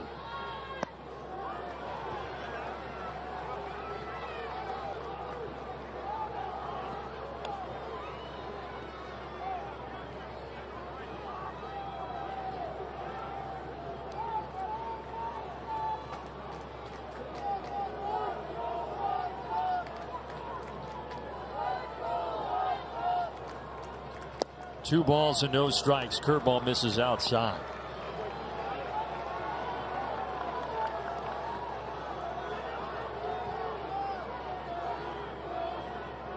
Braves winning 9-0 yesterday. Different story here. Pitchers duel tonight. Softly to left center. Long run for Duvall, and he won't get there. And the White Sox have a 3-1 lead.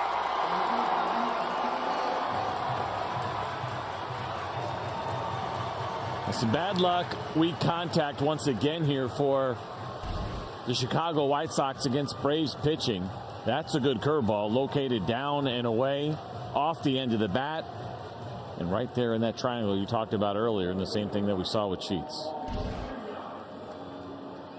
Yeah, you said it. Sheets that RBI single, very similar fashion to right center in the 6th, and now Vaughn does it in the 8th. And that's the difference in the game.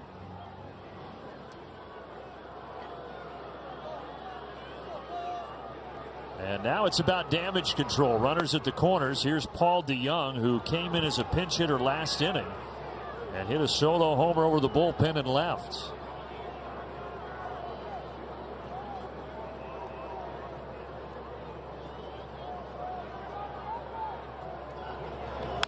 In on the hands, popped him up. Austin Riley will take it. White Sox get an insurance run. The Braves need 2 as we go to the 9th.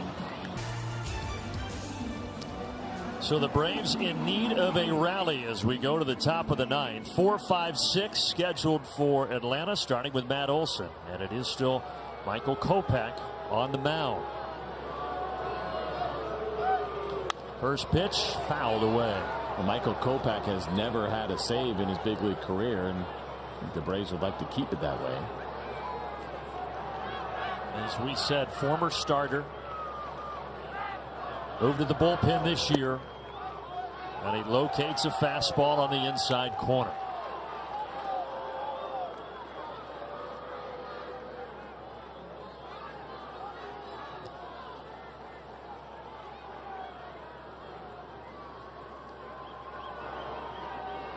Matt 0 for 2. He walks back in the 2nd.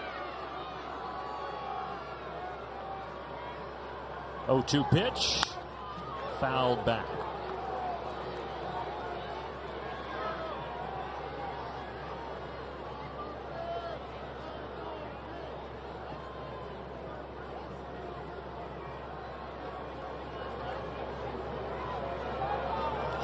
This 0-2 is hit to right field, and Pilar has it.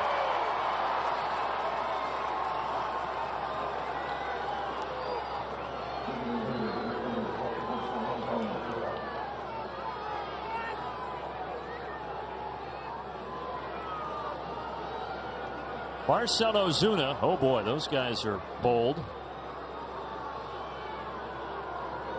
Ozuna with a homer his last time up. That's Atlanta's only offense tonight. 1 run on 3 hits. Should have looked this up earlier. Matt Olson going into that bat, 2 for 2 against Michael Kopech with 2 homers. How about that? Unfortunately, not this time.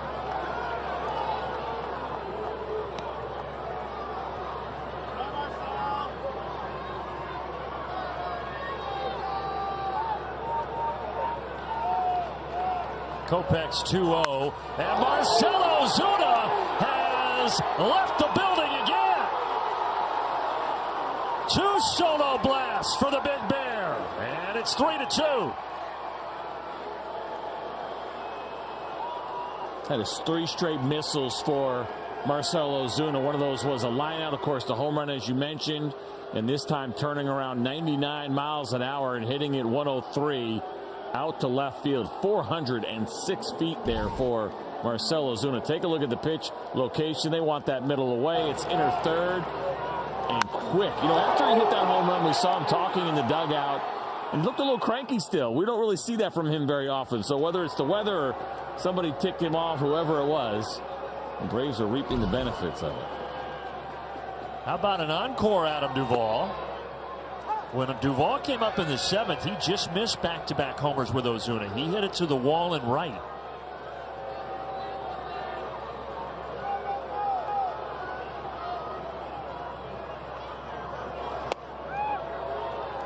Downstairs, count even.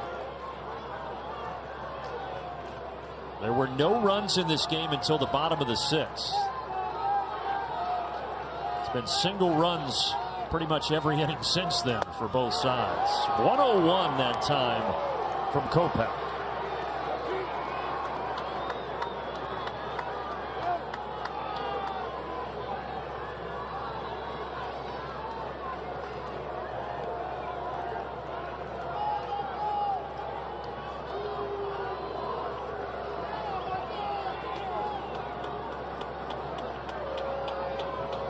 Duvall awaits and swings through a 100-mile-per-hour offering.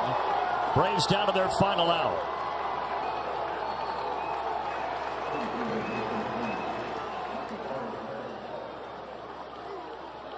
But don't count out Michael Harris, who steps in now.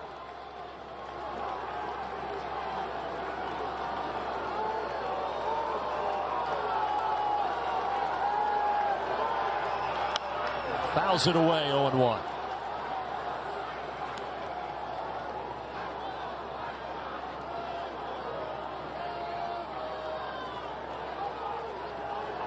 The folks that are here are into it.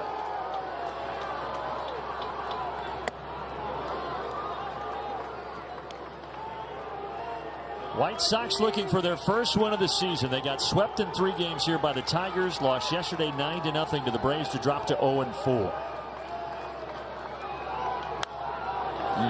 1-2.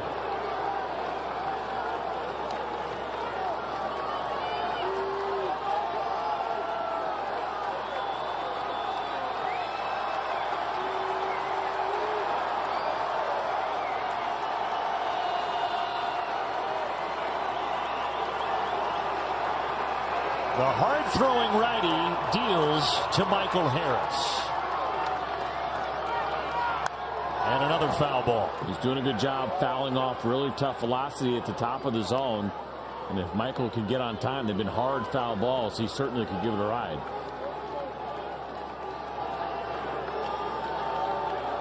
He did hit a home run in Philadelphia.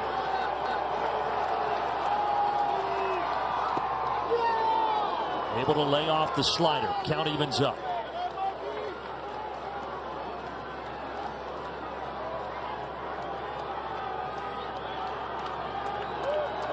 Two down. 2-2 pitch.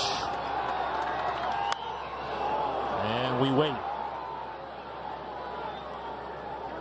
You can tell Kopech is emptying the tank out there right now.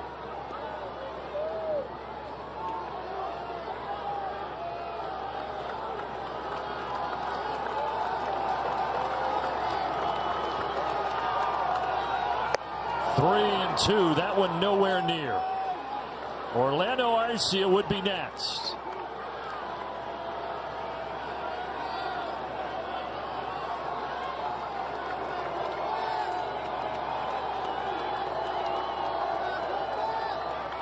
He walked him. Tying run reaches. Almost an identical at bat to what we saw with Ozzie Albies when Michael Kopech first came in the game, and that was if you can get him to that 2-2 count. Almost seems like he tightens up a little bit and ended up doing the same exact thing, missing with high velocity fastballs up out of the zone. by a pretty wide margin. I think Martin Maldonado kind of recognized something there and trying to get him back on track. So a party on the mound before Arcia gets his opportunity at the plate. It's a great at-bat from Michael Harris, fouling off some tough pitches, didn't chase the strikeout pitches. There were some that he could have to keep this inning alive.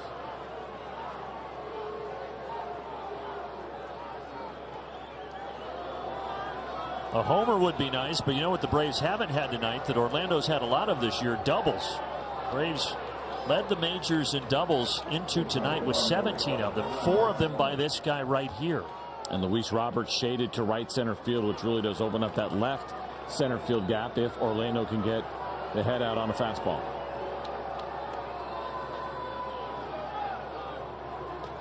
Ooh, he got the fastball, 0-1.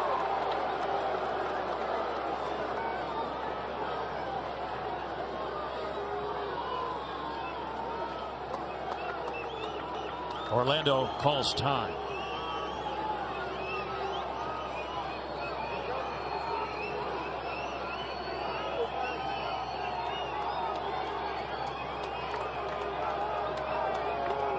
The 0-1 offering. High and tight.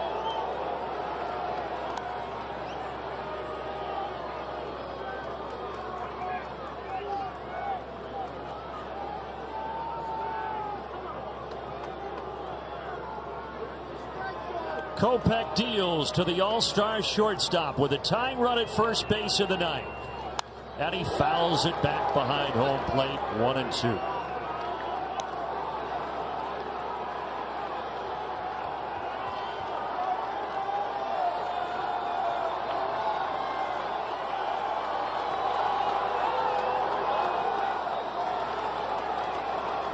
Again, the Braves down to their final strike. 2-2. Slider misses. That's interesting to see him complain, right? We see a kid who's trying to figure it out on the mound. Can he be a reliever? That was not a strike, but begging and almost like hoping that would have been called a strike, to me maybe speaks to a little bit of lack of confidence here. Over 30 pitches. Former starter, though. This one is straight back towards us. Still 2-2. Derek Crochet trying to get his first win. Michael Kopech trying to get his first save. And Orlando Arcia making sure, trying to at least, that none of that happens.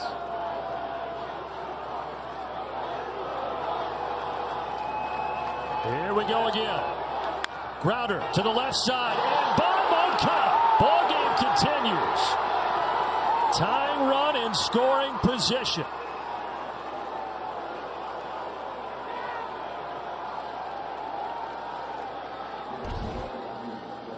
Another good at-bat here from a Brave, and this one just kind of backed up at 94 miles an hour. They're trying to go down and away with that pitch, and Michael Kopech could not get it there. That was a four-seam fastball, too, and I had some cut to it, but the velocity down considerably compared to what we have seen earlier in this outing. First at bat tonight for Travis d'Arnaud. In this spot, Jared Kelenic was a pinch hitter last inning. d'Arnaud replaced Tromp defensively, and now he hits in the ninth spot in the order in the biggest spot in the ballgame. And he takes the 0-1 high.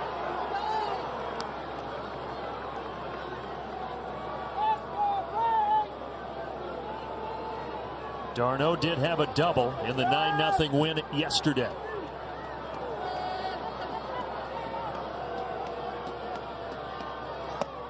Two and one. Martin Maldonado is going to take the final mound visit that the Chicago White Sox have left. I got to tell you, I wouldn't love this. I get why he's doing it. He's concerned about where he is, but this has been multiple mound visits now to the same guy. And all this allows you to do is to think just even a little bit more. Right? I get what he's trying to do. It may backfire on him. Let's see. We've talked about it already this year, but to go from starter to not only reliever, but to try to close, it is a different mindset, CJ. He's never done it. He has no saves in his career. It's been a slow start to the season for the Chicago White Sox. He's putting a lot on his shoulders while also trying to give that guy his first win as a starter. Travis d'Arnaud waits. Harris at second to potentially tie the game. He did not go, and it is 3-1. If you walk d'Arnaud, you deal with Ronald Acuna Jr. Well, there is some action down in that Chicago White Sox bullpen.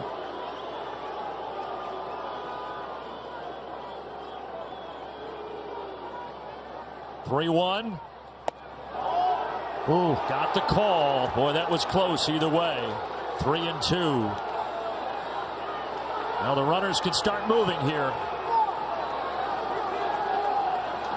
37 degrees, a mist, a cold, rainy mist, a tight game, a small but frenzied crowd. Here we go. Popped him up. DeYoung waits, and the White Sox have their first win of the season. They hang on to defeat Atlanta 3-2. Not the result, obviously, that the Braves wanted. However, some upside here. Ronaldo Lopez threw the ball really well. We saw a couple of home runs from Marcell Ozuna, just not enough to finish off the White Sox. They've been waiting to let the fireworks off, and they do it here at Guaranteed Rate Field as the Braves drop to 3-2 on the young season. And we'll try to win the series tomorrow with a matinee start here on the South Side. Thanks for being a part of our broadcast, everybody, for our entire crew, including producer Gretchen Caney, director Andrew Greathouse, and everybody else. CJ Nikowski up here in the booth with me, Wiley Ballard downstairs. For all of those folks, I'm Brandon Gaudin signing off and reminding you to stay tuned. Braves Live presented by Xfinity is coming up next. So long, everybody.